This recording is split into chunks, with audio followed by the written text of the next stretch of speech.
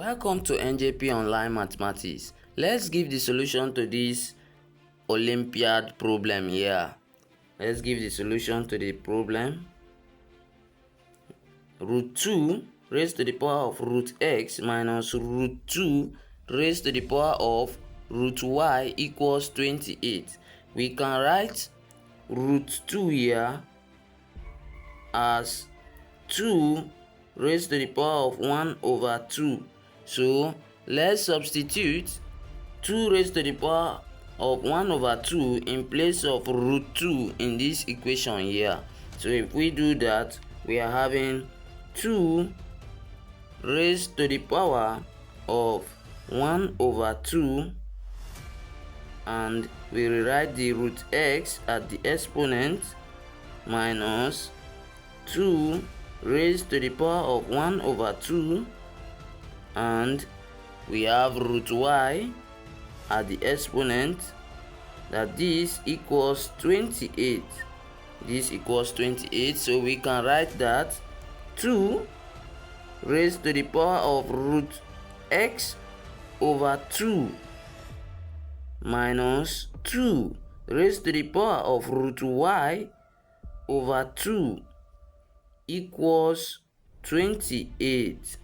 So we have obtained this. So let root x over 2 equals m and root y over 2 equals n.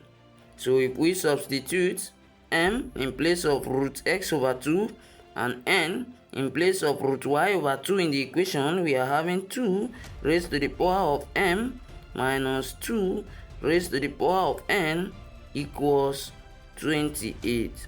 So we can see that in this equation, that for this 2 raised to the power of m minus 2 raised to the power of n to be equal to a positive 28, it then means that 2 raised to the power of m must be greater than 2 raised to the power of n for we to have a positive 28 here.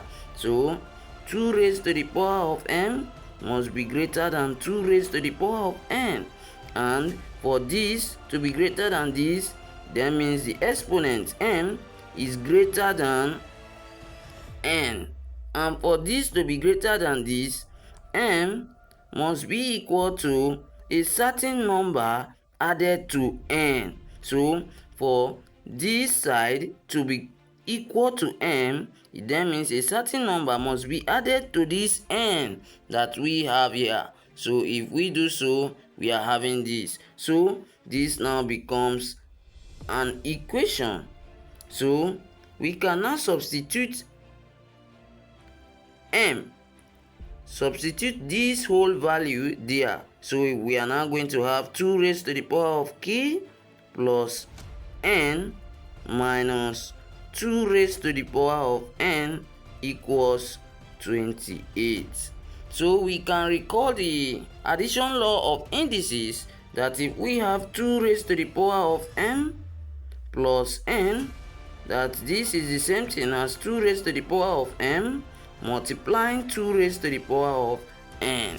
So we can now do that here, apply that addition law here. So we are having 2 raised to the power of k multiplying 2 raised to the power of n minus 2 raised to the power of n equals 28.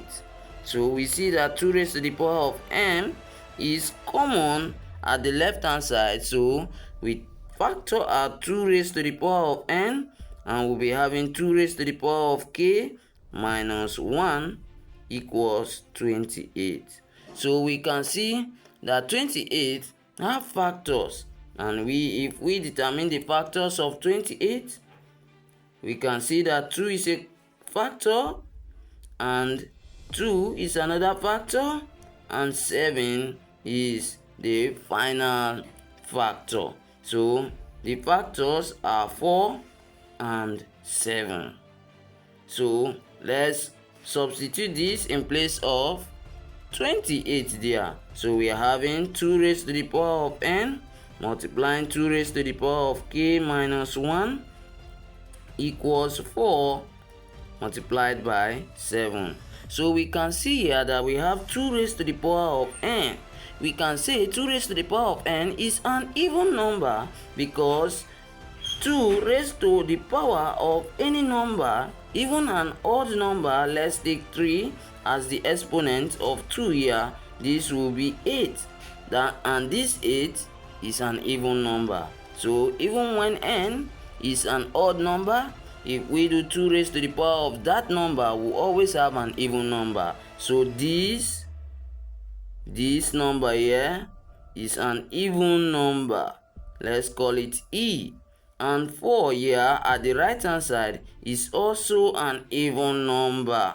So we have an even number here, and we also have an even number at the right hand side. So we can see that 2 raised to the power of k is an even number, since we said that 2 raised to the power of any number, whether an odd number, it will still become an even number. So if we remove 1 from an even number, let's say 2 raised to the power of 3 minus 1, that this here will be 7, and 7 is an odd number. So since this is an odd number, this expression, this here, is an odd number, and this is also an odd number. So we can now see that for this to be odd and this to be odd, and we know that this 2 raised to the power of n must be equal to 4, and 2 raised to the power of k minus 1 must be equal to 7.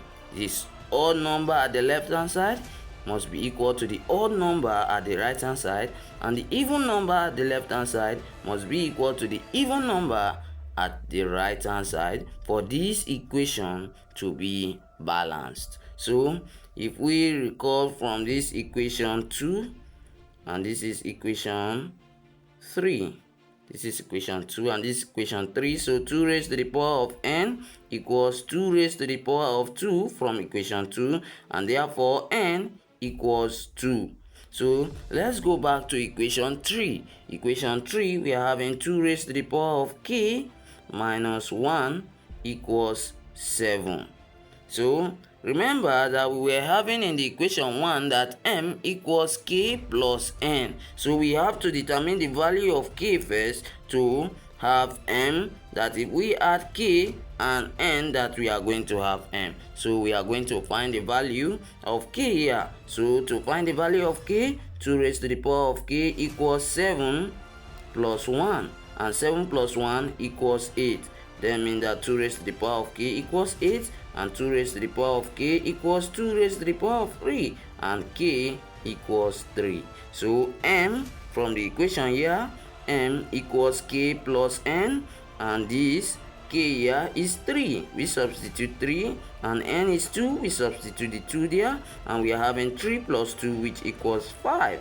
Then the value of m equals 5 here. So we have obtained that m and the values are 5 and 2. Remember, we were not asked to find m and n. We are asked to find the value of x and y to satisfy this equation here. Recall that we said root x divided by 2 equals the m, and root y divided by 2 equals n. So from that equation, we are having that root x divided by 2 equals m, and m is 5, equals 5. So root x equals 2 times of 5, which is 10. So we have to square both sides.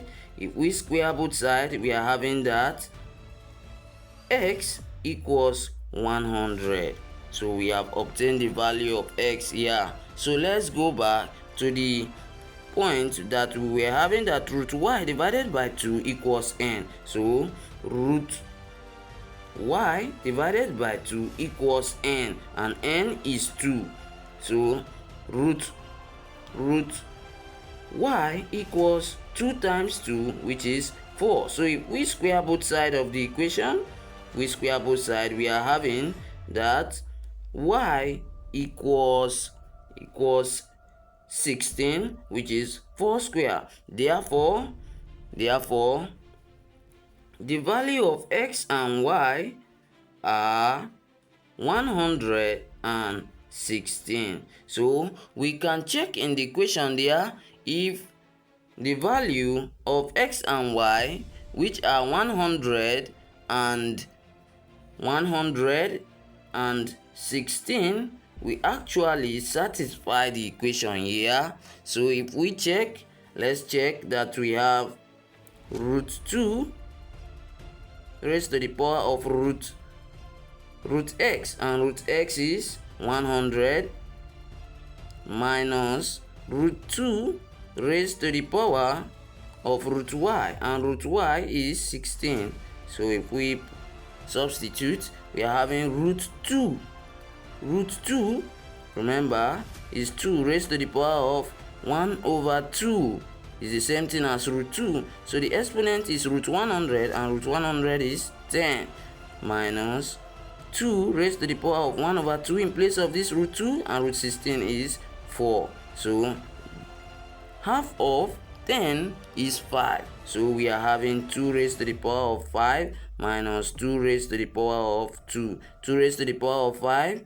2 raised to the power of 5 here we know is 32 minus 2 raised to the power of 2, which is 4. So we know that 32 minus 4, this now becomes 28. And this 28 here is the 28 we said that this equation is equal to. Therefore, the value of x and y which satisfy that equation is 128 respectively.